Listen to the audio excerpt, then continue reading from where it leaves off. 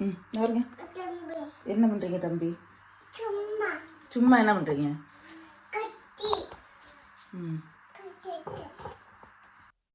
Hi friends and family, welcome to AK family. So இன்றைக்கி என்ன video அப்படின்னு பார்த்தீங்கன்னா, மார்னிங் பிரேக்ஃபாஸ்ட்டு என்ன செய்கிறோம் ப்ளஸ் வந்து கிச்சன் க்ளீனிங். ஸோ சிம்பிளாக ஒரு கிச்சன் க்ளீனிங், நார்மலாக ஒரு கிச்சன் க்ளீனிங் ப்ளஸ் வந்து மார்னிங் பிரேக்ஃபாஸ்ட் என்ன செய்கிறது இந்த வீடியோவில் பார்க்கலாம். ஸோ சேனல் சப்ஸ்கிரைப் பண்ணாதவங்க சப்ஸ்கிரைப் பண்ணி சேனலில் சப்போர்ட் பண்ணுங்கள், லைக் ஷேர் கமெண்ட் பண்ணுங்கள். ஸோ வாங்க வீடியோக்குள்ளே போகலாம்.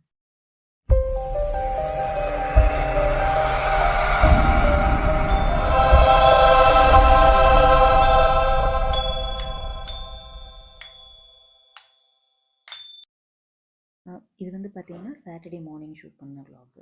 இது வந்து சாட்டர்டே ஸ்கூல் ஹாலிடே இல்லையா, பாப்பாவுக்கு ஸ்கூல் இல்லாதனால கொஞ்சம் லேட்டாக தான் எழுந்திரிச்சோம். லேட் மீன்ஸ் யூஸ்வலாக 7 o'clock எழுந்திரிப்போம். பிள்ளைங்க தம்பி பாப்பாலாம் ஆஸ் யூஷுவல் 6:30 7 o'clockலாம் முடிச்சிட்டாங்க. ஸோ நான் கொஞ்சம் ½ an hour டிலே 7:30க்கு பெட்டை விட்டு எழுந்திரிச்சேன். அவ்வளோதான் டிஃப்ரென்ஸ், வேறு ஒன்றும் இல்லை.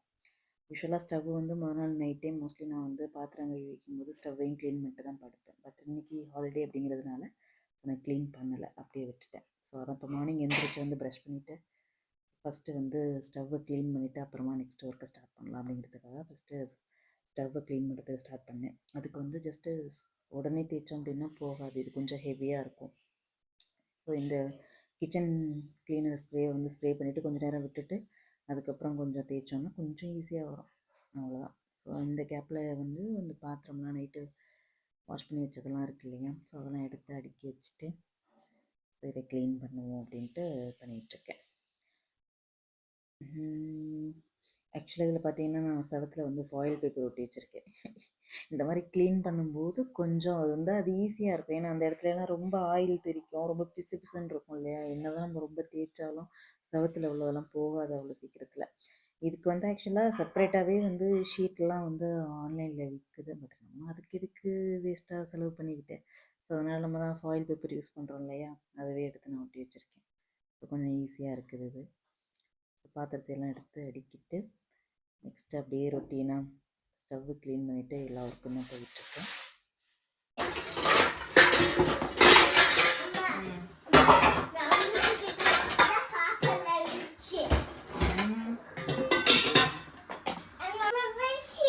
தம்பி ப்ரஷ்ஷு தான் காணுமே, எங்கே கொண்டு போட்டீங்க? உங்கள் ப்ரஷ்ஷு போய் எடுத்துகிட்டு வாங்க.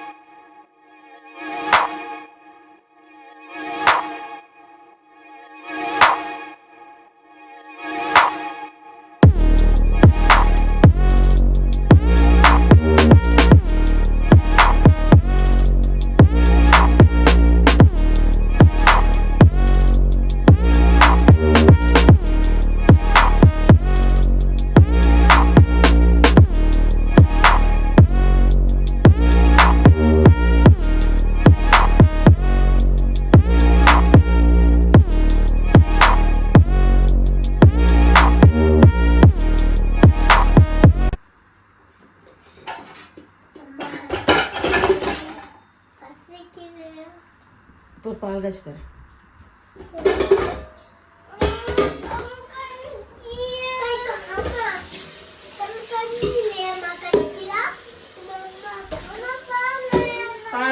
பால் தரேன்.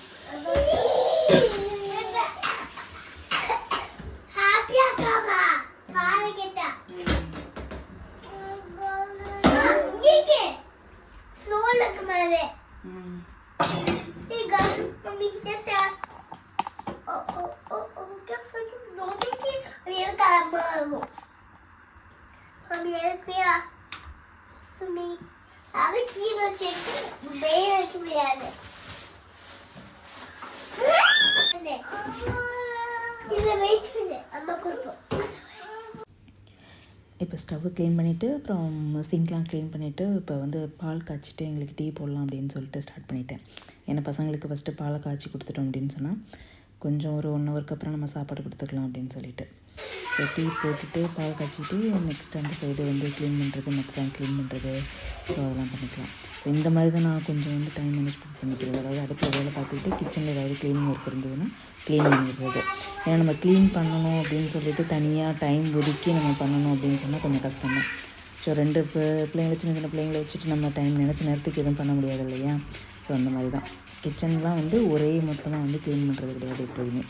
ஸோ ஒவ்வொரு பார்ட்டும் ஒவ்வொரு சைடாக ஒரு நாளைக்கு அந்த மாதிரி வந்து பிளான் பண்ணிக்குவேன். ஸோ அந்த மாதிரி பண்ணுறதுனால தான் கொஞ்சம் என்னால் வந்து மேனேஜ் பண்ண முடியுது. இன்னொரு பெஸ்ட்டு திங் நான் என்ன ஃபாலோ பண்ணுவேன் அப்படின்னு சொன்னால், நான் வந்து சிங்கிள் ஹேண்ட்லிங் தானே கிச்சன் அப்படிங்கிறதுனால எடுத்த பொருளை வந்து எடுத்த இடத்துல வைக்கிறதுனால எனக்கு கொஞ்சம் ஈஸியாக இருக்கும். பெருசாக வந்து ரொம்ப மெஸ்ஸியாக இருக்காது கிச்சன். ஸோ பிளான் ஏ படி பார்த்திங்கன்னா நான் வந்து மார்னிங் வந்து இட்லி ஊற்றலாம்னு நினச்சிட்டு இருந்தேன். நேற்று ஈவினிங் தான் வந்து மாவு அரைச்சி வச்சுருந்தேன். பட் ஆனால் மாவு வந்து புளிக்கவே இல்லை. இப்போ வந்து விண்டர் ஸ்டார்ட் ஆகிடுச்சு. ஸோ இப்போ குளிர ஆரம்பிச்சிச்சு இல்லையா. இனிமேல் அப்படி தான் மாவெல்லாம் வந்து அவ்வளோ சீக்கிரத்தில் புளிக்காது. 2 days ஆகும் மாவு புளிக்கிறதுக்கு. அதுக்கு சில டெக்னிக்ஸ்லாம் ஃபாலோ பண்ணணும் மாவு புளிக்க வைக்கிறதுக்கு. பட் ஸோ அதனால் இப்போ வந்து மாவு புளிக்காதனால இப்போ இட்லி ஊற்ற முடியாது. நெக்ஸ்ட்டு இப்போ தான் வந்து பார்த்திங்கன்னா அடுத்து பிளான் பி கஞ்சி வைக்கலான் இருக்கேன். ஏன்னா இப்போ வந்து பாப்பாவுக்கும் தம்பிக்கும் வந்து கொஞ்சம் கோல்டாக இருக்குது. அவங்களுக்கு வேறு உடம்பு சரியில்லை. ப்ளஸ் வந்து கஞ்சியெல்லாம் சாப்பிட்டே ரொம்ப நாள் ஆகுது. அதனால் இப்போ காலையில் சாப்பாடு பிரேக்ஃபாஸ்ட்டுக்கே வந்து கொஞ்சம் சுடு சாதம் வச்சு அதுக்கு ஏதாவது வேர்க்கடல் துவையல் அந்த மாதிரி ஏதாவது அரைச்சிக்கலாம் அப்படின்னு சொல்லிட்டு அதுவும் பிளான் பண்ணியிருந்தேன். ஸோ அதுபடி இப்போ வந்து இட்லி இல்லைங்கிறதுனால இப்போ அந்த ஆப்ஷனுக்கு போயாச்சு. இப்போ வந்து டீ பால் அவங்களுக்கு வந்து பாலில் வந்து கொஞ்சம் பெப்பரும் மஞ்சளும் போட்டிருக்கேன். அவங்களுக்கு சளி பிடிச்சிருக்கு இல்லையா. ஸோ அதுக்கு கொஞ்சம் கேட்கும். ஸோ அதுக்காக வந்து பாலில் வந்து பெப்பரும் மஞ்சளும் போட்டு அவங்களுக்கு கொடுத்துட்டு பசங்களுக்கு ஸோ எங்களுக்கு டீ போட்டு குடிச்சிட்டு சைடில் வந்து அந்த வேலையும் ஓடிட்டுருக்கு.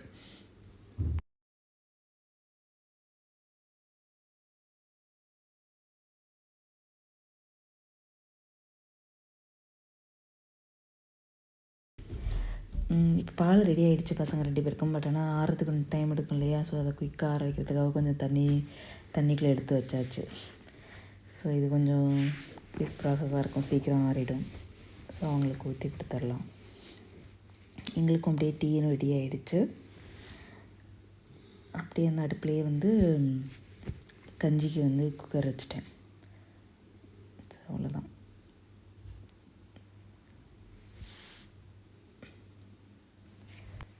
ஸோ டீ ரெடியானது அப்படியே ஃபில்டர் பண்ணி வச்சுட்டு கப்பில் அவங்களுக்கு மூடி வச்சுட்டு எனக்கு தனியாக அங்கிட்ட ஆடுறதுக்காக எடுத்து வச்சுட்டேன்.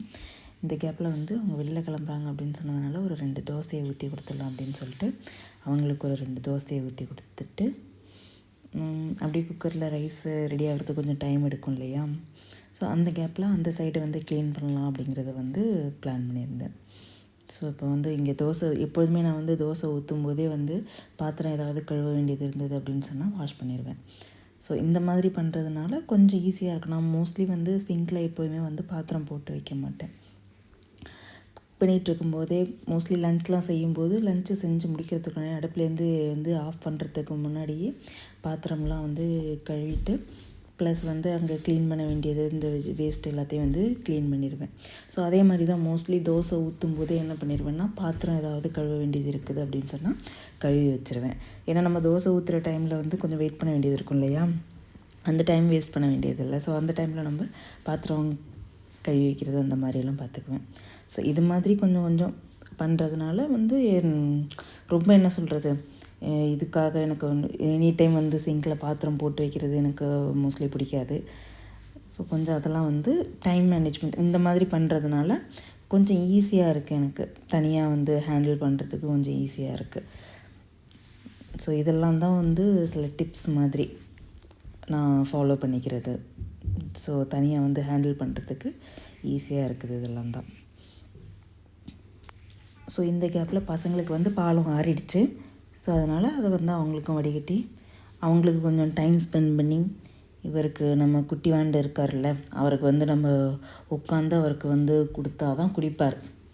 இதுவே வந்து குடிப்பாராங்கிறது கொஞ்சம் டவுட்டு தான். ஏன்னா பால் கலர் வந்து எல்லோவாக இருக்கு இல்லையா. அவர் பார்த்துட்டு டேஸ்ட் பண்ணி பார்த்து அதில் பெப்பர் போட்டிருக்கிறது கொஞ்சம் தொண்டை காரமாக இருக்கும். குடிக்க மாட்டான். மோஸ்ட் ஆஃப் த டைம் குடிக்க மாட்டான். அவனுக்கும் கொடுக்குற மாதிரி இருந்தால் கொஞ்சம் பெப்பரை வந்து கம்மி பண்ணிக்குவேன்.